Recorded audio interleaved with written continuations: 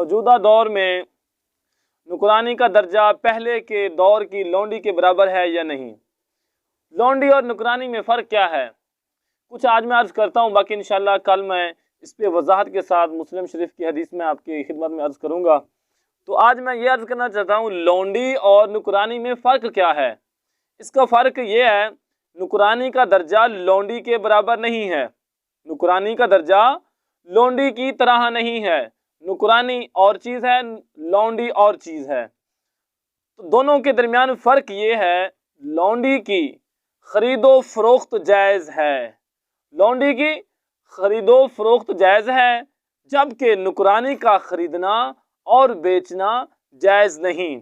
اس لیے لونڈی جو ہے وہ آپ کا مال ہے۔ آج کے دور میں تو لونڈی نہیں، اس میں انشاءاللہ تفصیلاً میں عرض کروں گا۔ لونڈی اس دور میں جس کی لونڈی ہوتی تھی وہ اس کا مال ہوا کرتی تھی، اس کی ملکیت ہوا کرتی تھی۔ لونڈی مال ہے، نکرانی مال نہیں، اور لونڈی سے مالک کا نکاح کرنا جائز نہیں۔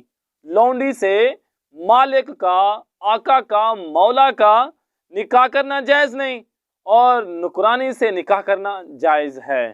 اور لونڈی سے ہم بستری کرنا جائز ہے بغیر نکاح کے، مگر نکرانی سے بلا نکاح، بغیر نکاح کے ہم بستری کرنا جائز نہیں۔